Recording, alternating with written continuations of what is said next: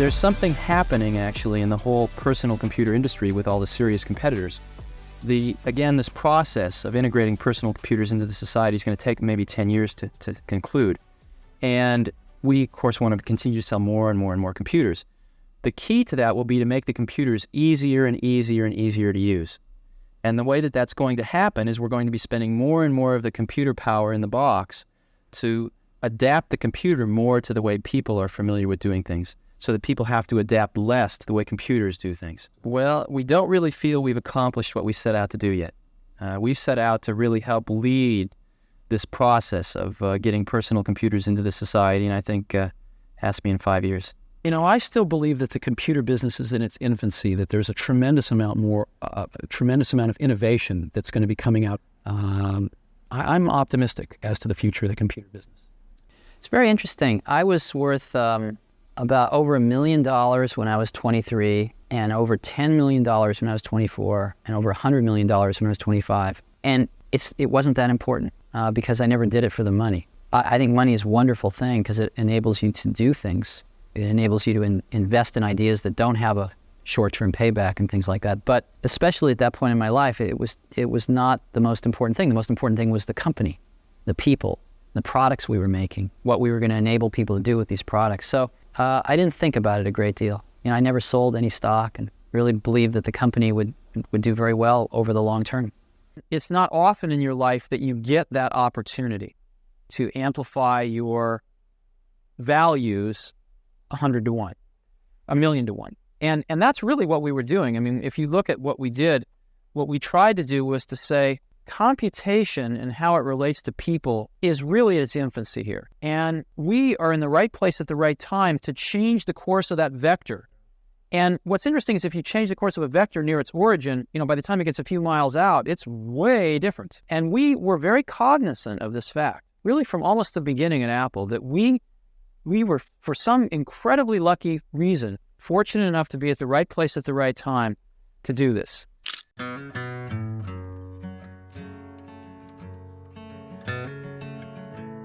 No, what ruined Apple wasn't growth. What ruined Apple was values. John Sculley ruined Apple, and he ruined it by bringing a set of values to the top of Apple which were corrupt, and that corrupted some of the top people that were there, drove out some of the ones that were not corruptible, and brought in more corrupt ones, and paid themselves literally, collectively, you know, tens of millions of dollars, and cared really more about their own glory and wealth than they did about what built Apple in the first place, which was making great computers for people to use. They didn't care about that anymore, and they didn't have a clue about how to do it, and they didn't take any time to find out because that's not what they cared about. They cared about making a lot of money. And so they had this wonderful thing that a lot of very brilliant people made called the Macintosh, and they got very greedy. And instead of following the original trajectory of the original vision, which was to make this thing an appliance and get this out there to as many people as possible, they went for profits, and they made outlandish profits for about 4 years. One of the most profitable companies in America for 4 years. And what that cost them was their future. Because what they should have been doing is making rational profits and going for market share, which is what we'd always tried to do. And Macintosh would have had a 33% market share right now, maybe even higher. Maybe it would have been Microsoft, but we'll never know. And now it's got a single-digit market share and falling.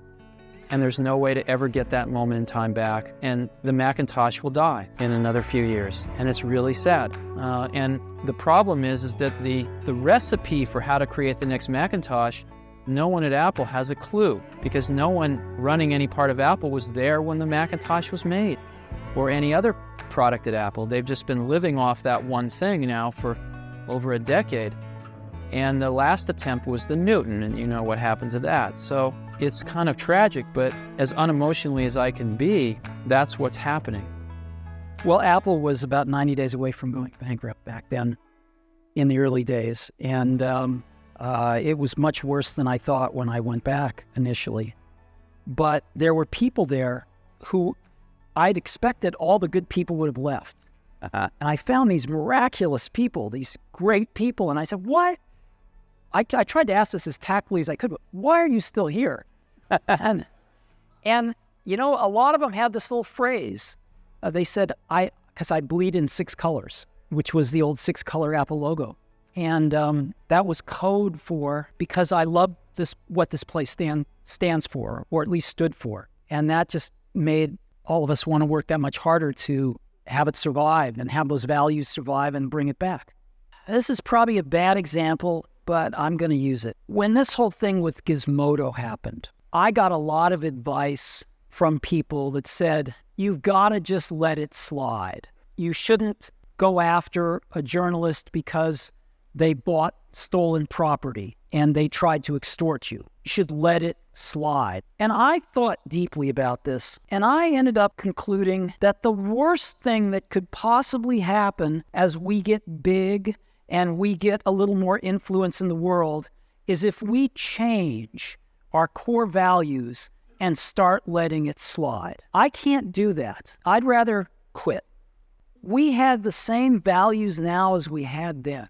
We're maybe a little more experienced, certainly more beat up, but the core values are the same. And we come into work wanting to do the same thing today as we did 5 or 10 years ago, which is build the best products for people. You know, there's nothing that makes my day more than getting an email from some random person in the universe who just bought an iPad over in the UK and tells me the story about how it's the coolest product they've ever brought home, you know, in their lives. That's what keeps me going.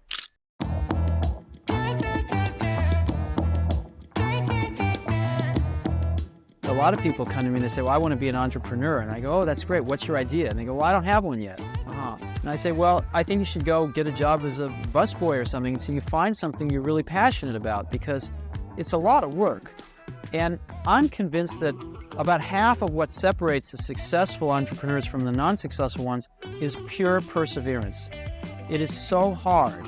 You pour so much of your life into this thing. There are such rough moments in time that most people give up. I don't blame them. I mean, it's really tough, and it consumes your life. I mean, if you've got a family and you're in the early days of a company, I can't imagine how one could do it. I'm sure it's been done, but it's rough. I mean, because it's pretty much an 18-hour-a-day job, 7 days a week for a while. So unless you have a lot of passion about this, you're going to not survive. You're going to give it up. So you got to have an idea or a problem or a wrong that you want to right that you're passionate about. Otherwise, you're not going to have the perseverance to stick it through. And I think that's half the battle right there. I'm working pretty hard, and so are a lot of people, but I'm one of them. My car's there pretty early, and it's in the parking lot pretty late, and on weekends. So, and I value my family time a lot. So I'm pretty committed to this, and seeing Apple turn around the company. I mean, I started the company with Steve Wozniak in my parents' garage, 20 years ago, and over 22 years ago. And so there's a definite place in my heart for this. I'm drawing a salary of, I think, $1 per year. So I hope I'm not burdening the shareholders too much. And I very much want to see Apple get turned around, and I think it's gonna. So I don't know how much more committed I could be if people need these symbols. Well, maybe that'll happen. I don't know. But my answer to them is I don't know how I could be working any harder. And I think the thing that strikes me most deeply about Joe Duran is the fact that at his senior age, his mind is as alive as anyone I know. And he has an energy about him that propels him around the globe on planes, to come visit companies like Next, to spend draining days trying to transmit what he's learned his whole life to people. And you ask, why does he do this? And where does he get the energy for it? And there is clearly something in his heart that's propelling him. His pocketbook's not what's propelling him. His heart is propelling him. And I have a very deep respect for that thing in his heart, that he's trying to take everything he's learned in his whole life and teach the next generation before he can no longer do that. The thing that bound us together at Apple was it was the ability to make things that were going to change the world. That was very important to all of us. And we were all pretty young. The average age of the company was, mid to late 20s. And we were, hardly anybody had families, certainly at the beginning, and we all worked like maniacs. And the greatest joy was that we felt we were fashioning sort of collective works of art, much like 20th century physics or anything that would, something important that would last, that a lot of people contributed to. And we could actually then, after, very few people could engineer these things, but then they could give them to more people who could, as an example, build an automated factory to build them, and then they could give them to even more people who could use them. And the amplification factor was very large. I mean, in doing the Macintosh as an example, there were a core group of less than 100 people that did the Mac, and yet Apple shipped well over 10 million of them. So, and of course, everybody's copied it. So if you look at what's really happened, it's in the hundreds of millions at this point in time. Sorry to be so dramatic, but it's quite true. Your time is limited, so don't waste it living someone else's life. Don't be trapped by dogma, which is living with the results of other people's thinking. Don't let the noise of others' opinions drown out your own inner voice.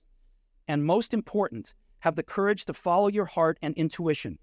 They somehow already know what you truly want to become. Everything else is secondary.